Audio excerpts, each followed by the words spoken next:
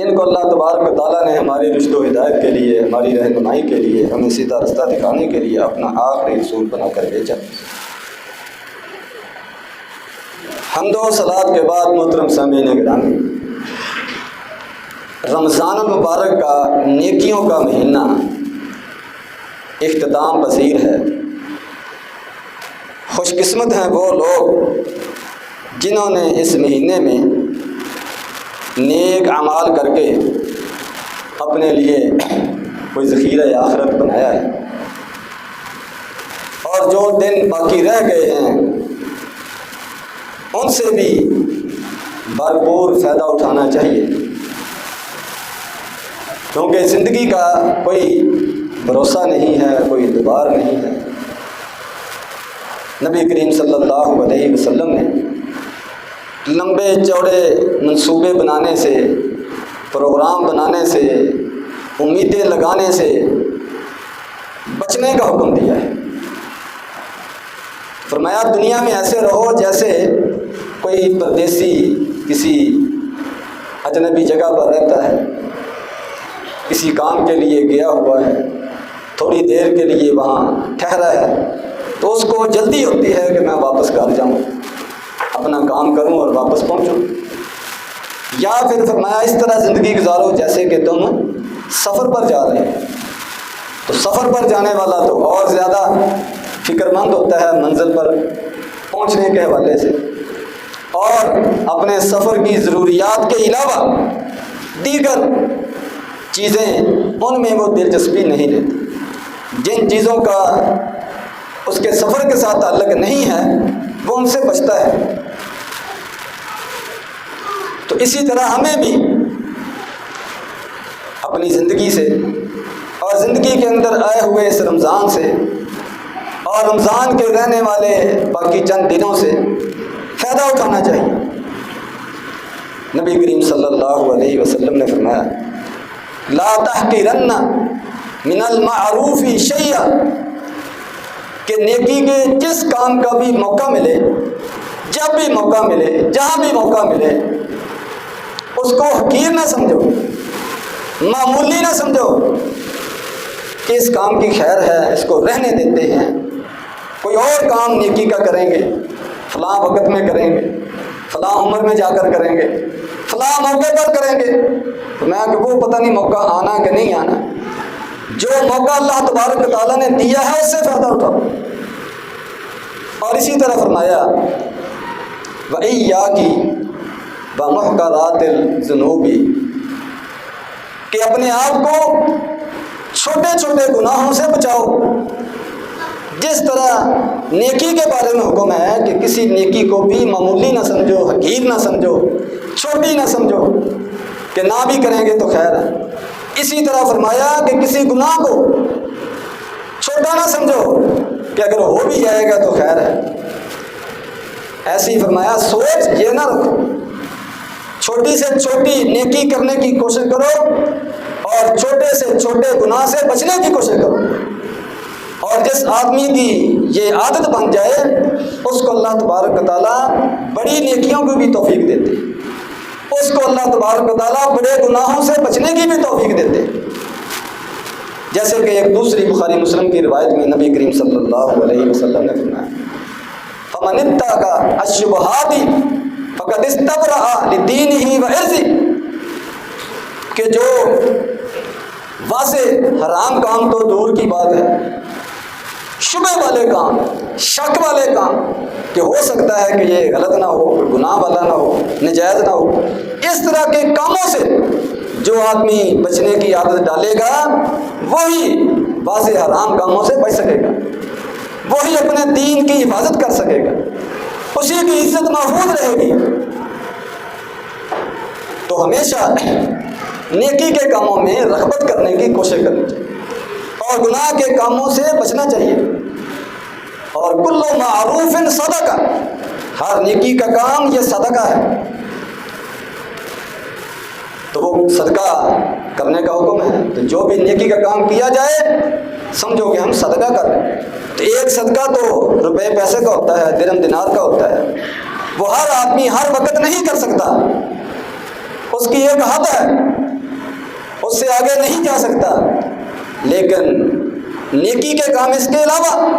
مال خرچ کرنے کے علاوہ بے شمار ہیں، تو میں وہ بھی صدقہ ہے۔ جو بھی نیکی کا کام کرنے کا موقع ملے آدمی کو وہ کرنا چاہیے، اور یہی نیکیاں باقی رہنے والی ہیں، انسان کے کام آنے والی ہیں۔ تو میں اللہ تبارک و تعالیٰ نے بل باقیات الصالحات خیر عند ربک ثوابا وخیر عملا، کہ یہ نیکیاں جو باقی رہنے والی ہیں، اللہ تبارک و تعالیٰ کی رضا کے لیے کی جانے والی ہیں، اللہ تبارک و تعالیٰ کے یہاں قبولیت کا درجہ پانے والی ہیں، تو یہی ثواب کے لحاظ سے بہتر ہیں اور امید کے لحاظ سے بہتر ہے۔ یعنی انہی پر آدمی کو امید لگانی چاہیے، یہی آدمی کے کام آئیں گی، دنیا میں بھی، قبر میں بھی، آخرت میں بھی، اور انہی کا اجر و ثواب اس کو دیا جائے۔ میں کہ نیکیاں کرو، یہ باقی رہنے والی، اور اس سے پہلے مال کا ذکر کیا ہے، اولاد کا ذکر کیا ہے۔ میں کہ یہ دنیا کا مال و دولت، یہ اولاد، یہ جائیداد، میں کہ یہ ختم ہونے والی۔ انسان جب فوت ہو جاتا ہے تو یہ چیزیں بھی ساری اس کے لیے فوت ہو جاتی ہیں، اس کے لیے بیکار ہو جاتی ہیں، ان چیزوں کے ساتھ اس کا کوئی تعلق نہیں رہتا۔ تو جو انسان کے ساتھ جاتا ہے وہ اس کا عمل جاتا ہے، اس کا ایمان جاتا ہے۔ اس لیے فرمایا کہ باقی رہنے والی نیکیاں ان کو اکٹھا کرو، ان کو جمع کرو۔ نبی کریم صلی اللہ علیہ وسلم نے فرمایا اذا مات الانسان انقطع عنہ عمل، کہ جب انسان فوت ہو جاتا ہے تو اس کے اعمال کا سلسلہ رک جاتا ہے، منقطع ہو جاتے ہیں عمل، الا من ثلاثۃ، مگر کچھ اعمال ایسے ہیں جو بعد میں بھی جاری رہتے ہیں، وہ بھی جو وہ خود کر کے گیا، تو یہ بھی اعمال اس کے بعد میں بھی کام آتے ہیں۔ یعنی اعمال کی اکثریت، عام حکم یہی ہے کہ آدمی کے فوت ہوتے ہی وہ سلسلہ رک جاتا ہے، لیکن اگر آدمی نے کچھ ایسے عمل کیے ہوں جن کا اثر دیر پا ہو، دور تک ان کا فائدہ اثر باقی رہتا ہو، تو جب تک ان کا اثر اور فائدہ باقی رہتا ہے اس وقت تک اس کو اجر بھی ملتا رہتا ہے۔ میں کہ اس طرح کے کام کرنے کی بھی کوشش کرو جو تمہارے فوت ہونے کے بعد بھی تمہارے کام آئیں۔ ویسے تو ہر عمل ہی آدمی کے کام آئے گا، لیکن کچھ اعمال وہ ان کا سلسلہ اجر و ثواب کا بعد میں بھی جاری رہتا ہے، گویا کہ اضافے کا باعث بنتے ہیں۔ تو فرمایا الا من صدقۃ جاریۃ، جو اعمال اجر و ثواب جن کا بعد میں بھی جاری رہتا ہے ان میں سے ایک فرمایا صدقہ جاریہ، یعنی ایسا صدقہ کر گیا، ایسی جگہ پر مال خرچ کر گیا، ایسا کوئی نیکی کا کام کر گیا جس کا اثر بعد میں بھی قائم ہے، جس سے بعد میں بھی لوگ مستفید ہو رہے ہیں، فرمایا کہ اس کا اجر و ثواب بعد میں بھی اس کو ملتا رہے گا۔ اور فرمایا او علم ينتفع به، یا ایسا علم جس سے بعد میں بھی فائدہ اٹھایا جاتا رہے، اس کا بھی اس کو اجر و ثواب ملتا رہتا ہے۔ کسی کو اچھے کام کی طرف دعوت دی اور اس کے کہنے پر وہ نیکی کی طرف آ گیا، یہ علم ينتفع به، کسی کو دین کی تعلیم دی، کسی کو قرآن کی تعلیم دی، کوئی علم کی بات لکھ کر چلا گیا، بیان کر کے چلا گیا، لوگوں کی رہنمائی ہدایت کا ذریعہ بنا، فرمایا اس کا بھی اس کو اجر و ثواب ملتا رہتا ہے۔ او ولد صالح يدعو له، یا نیک اولاد جو اس کے لیے دعائیں کرتی ہے، یہ بھی اجر و ثواب اس کو بعد میں ملتا رہتا ہے۔ اولاد کی صحیح تربیت کر کے گیا، ان کو دین کی طرف لگا کر گیا، تو وہ اچھی تربیت کی وجہ سے، دینی شعور کی وجہ سے وہ نیکی کے راستے پر چلتی ہے، اور اس کے اندر پھر یہ بھی شامل ہے کہ وہ اپنے والدین کے لیے دعائیں بھی کرتی ہے، تو فرمایا اس کا اجر و ثواب بھی آدمی کو ملتا رہتا ہے۔ تو اس طرح کے اعمال کی طرف بھی ہمیں توجہ دینی چاہیے کہ جو بعد میں بھی ہمارے لیے اجر و ثواب کا باعث بنتے رہے۔ فرمایا نبی کریم صلی اللہ علیہ وسلم نے سبع یجری للعبد اجرہن، کہ 7 قسم کے اعمال ہیں جن کا اجر آدمی کے لیے جاری کر دیا جاتا ہے۔ وہ ہوا فی قبری ہی بعد موتی ہی، جب کہ وہ فوت ہو کر قبر میں جا چکا ہے، اب وہ کوئی کام نہیں کر سکتا، لیکن کچھ کام اس کی زندگی کے اندر کیے ہوئے ایسے ہیں جن کا اجر و ثواب اب بھی اس کو مل رہا ہے۔ گویا کہ یہ صدقہ جاریہ ہی کی ایک تفصیل ہے، اس کی وضاحت ہے، اس کی تفصیل ہے۔ فرمایا من علم علما، ایک عمل جو بعد میں بھی جاری رہتا ہے، اجر و ثواب ملتا رہتا ہے، قبر میں پہنچتا رہتا ہے، وہ تعلیم ہے۔ نبی کریم صلی اللہ علیہ وسلم نے فرمایا، مسلم شریف کی روایت ہے، فرمایا کہ جو کوئی آدمی کسی کو ہدایت کی طرف بلاتا ہے، نیکی کی دعوت دیتا ہے، تو اس کی بات پر عمل کرنے والوں کے برابر اس کو بھی اجر و ثواب دیا جاتا ہے، اور ان کے اجر و ثواب میں کوئی کمی نہیں کی جاتی۔ تو جب تک وہ اس کی وجہ سے، اس کے سمجھانے پر، اس کے دعوت دینے پر، نیکی کے راستے پر چلتے رہتے ہیں اور ان کے ذریعے سے آگے مزید لوگوں کو ہدایت ملتی رہتی ہے، اس وقت تک اس کو اجر و ثواب میں سے حصہ ملتا رہتا ہے۔ یہ ہے علم علما، کسی کی رہنمائی کرنا، کسی کو نیکی کی طرف لے کر آنا، کسی کو سیدھے راستے پر چلانا۔ اور فرمایا او اجرا نہرن او حفر بیرن، یا اس نے کوئی نہر جاری کر دی یا کنواں کھود دیا۔ اس وقت پانی کے حوالے سے بڑی تنگی تھی، عرب کے اندر تو دریا کا، نہر کا تصور ہی نہیں ہے، اور پانی حاصل کرنے کے لیے کنویں کھودے جاتے تھے، اس پر بھی بڑی محنت لگتی تھی۔ تو فرمایا کہ اگر کوئی آدمی لوگوں کے لیے، رفاہ عامہ کے لیے، خدمت خلق کے طور پر اللہ تبارک و تعالیٰ اور اس کے رسول کا حکم سمجھ کر کہ انسانوں کی آسانی کے لیے، بھلائی کے لیے اس طرح کے کام کیے جائیں، تو اس نے پانی کا انتظام کر دیا، پانی کی سہولت جو ہے وہ میسر کر دی۔ تو میں کہ اس کا ثواب بھی جب تک وہ کنواں، وہ موٹر،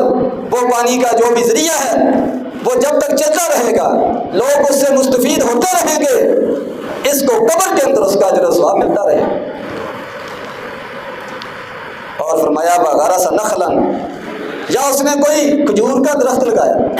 تو عرب کے اندر کھجور کا درخت زیادہ عام پایا جاتا تھا، اس لیے مثال کے طور پر اسی کا ذکر کیا۔ تو مقصد کہ درخت لگایا جس سے لوگ فائدہ اٹھائیں، لوگوں کے لیے درخت لگایا، اس کے پھل سے فائدہ اٹھائیں، اس کے سائے سے فائدہ اٹھائیں، ٹھنڈک حاصل کریں، آب و ہوا خوشگوار ہو، اس نیت سے فرمایا کہ اس نے کوئی درخت لگایا، پھلدار درخت لگایا، سایہ دار درخت لگایا، اس کا اجر و ثواب بھی جب تک وہ درخت موجود ہے، اس کو اجر و ثواب ملتا رہے گا۔ مسلم شریف کی روایت میں نبی کریم صلی اللہ علیہ وسلم نے مزید وضاحت فرمائی کہ جب بھی کوئی مسلمان کوئی درخت لگاتا ہے، کوئی پودا لگاتا ہے، اور اس سے کوئی انسان یہ پھل کھاتا ہے، یا کوئی جانور اس سے چارہ حاصل کرتا ہے،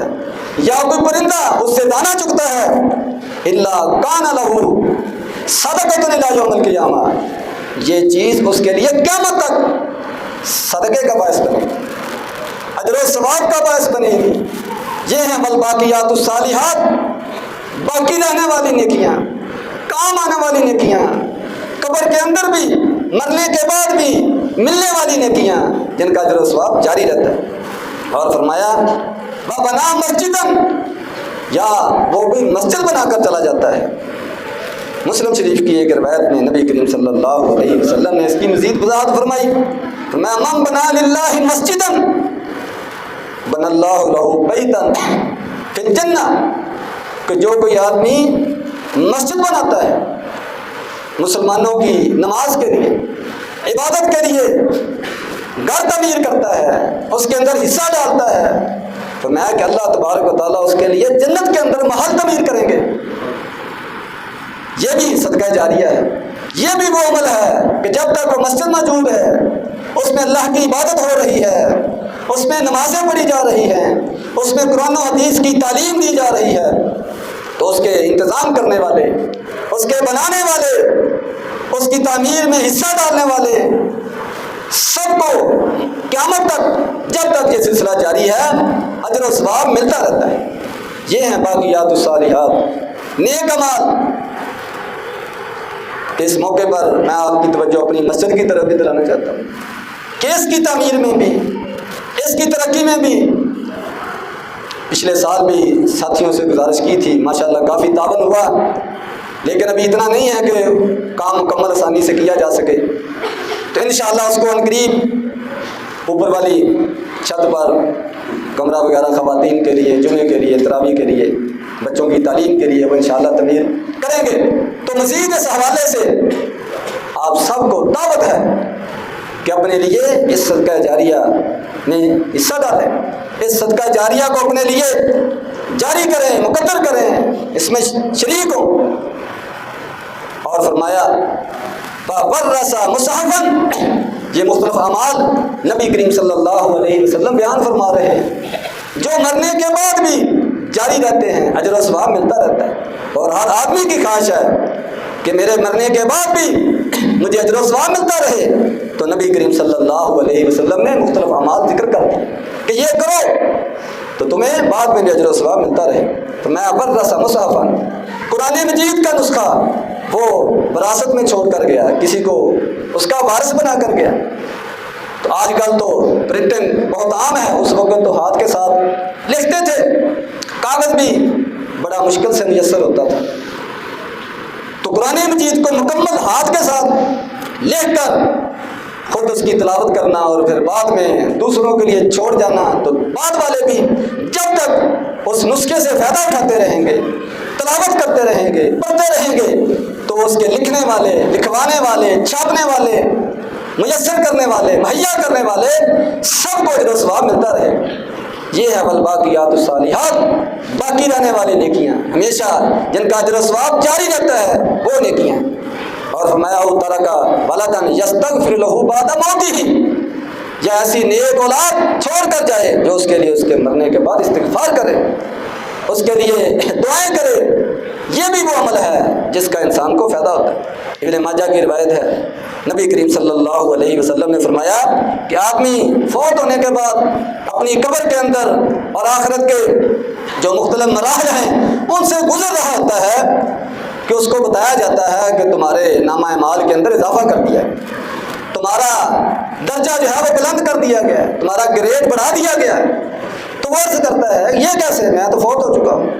میرے کام تو رک چکے ہیں، میں تو کچھ کر نہیں سکتا، تو یہ کس وجہ سے، کس بنیاد پر مجھے بلند مرتبے پر کر دیا گیا؟ تو جواب دیا جاتا ہے باستغفار ولدک لک، تمہاری اولاد کی تمہارے لیے دعاؤں کی برکت سے، استغفار کی برکت سے تمہیں یہ مقام ملا ہے۔ تو یہ بھی بہت اہم عمل ہے اور اتنا آسان بھی نہیں ہے۔ اولاد کی صحیح تربیت کرنا یہ ایک دن کی بات نہیں ہے، ایک دفعہ کہنے سے بات نہیں بنے گی، ہر وقت 24 گھنٹے، پورا مہینہ، پورا سال، پوری زندگی ان کے نگرانی کرنی پڑے گی، ان کے ساتھ ساتھ چلنا پڑے گا، ان کو غلط راستے سے روکنا پڑے گا، ان کا خیال رکھنا پڑے گا، پوری ڈیوٹی دینی پڑے گی، تو تب جا کر وہ صحیح تربیت ہو سکتی ہے، اولاد نیک بن سکتی ہے۔ اس طرح جو آدمی فکر مند ہوتا ہے، اس کی اپنی نیت ان کی خیر خواہی ہے، ان کی اصلاح ہے، ان کا بھلا ہے، لیکن جو کسی کا بھلا سوچتا ہے اللہ تبارک و تعالیٰ پہلے اس کا بھلا کرتے ہیں۔ تو اولاد کی صحیح تربیت کرے گا تو اس کو بھی اجر و ثواب بعد میں بھی ملتا رہے گا، ان کے تمام اعمال کے اندر یہ شریک سمجھا جائے گا کہ اس کی اچھی تربیت کی وجہ سے، اچھی تعلیم کی وجہ سے وہ کریں گے۔ اور اسی طرح نبی کریم صلی اللہ علیہ وسلم نے ایک عمل اور بتایا، فرمایا لا الہ الا اللہ سبحان اللہ والحمد للہ واللہ اکبر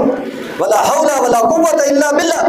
اللہ تبارک و تعالیٰ کی پاکی کے، عظمت کے، بڑائی کے یہ کلمات، سبحان اللہ کہ اللہ تبارک و تعالیٰ کی ذات ہر عیب سے پاک ہے، ہر کمی سے پاک ہے، الحمدللہ اللہ تبارک و تعالیٰ کی ذات ہر قسم کے کمالات کی حامل ہے، ہر قسم کی تعریف کے لائق ہے، واللہ اکبر اللہ تبارک و تعالیٰ کی ذات سب سے بڑی ہے، اس کے مقابلے میں سب چھوٹے ہیں، سب حقیر ہیں، اس کا حکم سب کے اوپر چلتا ہے، لا الہ الا اللہ اس کے سوا کوئی معبود نہیں، کوئی عبادت کے لائق نہیں، وہ اکیلا ہی عبادت کے لائق ہے، ولا حول ولا قوت الا باللہ، اور نہ ہم نیکی کر سکتے ہیں اپنی طاقت کے ساتھ، نہ برائی سے بچ سکتے ہیں اپنی ہمت کے ساتھ، جب تک اللہ تبارک و تعالیٰ ہماری مدد نہ کرے، اللہ کی توفیق شامل حال نہ ہو۔ میں کہ یہ کلمات اللہ تبارک و تعالیٰ کو بہت پسند ہیں، اور یہ بھی باقیات الصالحات کے اندر شامل ہیں۔ یہ کچھ اعمال تھے جن کی ہمیں اس رمضان کی برکت سے اپنے اندر عادت پیدا کرنی چاہیے، اور ان میں سے ایک اللہ کے راستے میں صدقہ کرنا، مال خرچ کرنا۔ فرمایا کل امرئ فی ظل صدقتی حتی یقضی بین الناس، قیامت والے دن 50,000 سال کا دن، سخت گرمی اور دھوپ کا دن، پسینے اور پریشانی کا دن، میں کہ جو صدقہ کرنے والا آدمی ہوگا وہ اپنے صدقے کے سائے میں ہوگا جب تک کہ یہ دن ختم نہیں ہو جاتا۔ تو یہ اللہ کے راستے میں مال خرچ کرنا، صدقہ کرنا، نیکی کے کاموں میں صرف کرنا، ضرورت مندوں کے کام آنا، یہ بھی بہت بڑا صدقہ جاریہ ہے، ہمیشہ جاری رہنے والا، جس کا اجر و ثواب ہے۔ ان اعمال میں سے ایک عمل ہے۔ اللہ تبارک و تعالی ہمیں نیکی کے کام کرنے کی توفیق عطا فرمائے۔ وآخر دعوانا الحمدللہ رب العالمین۔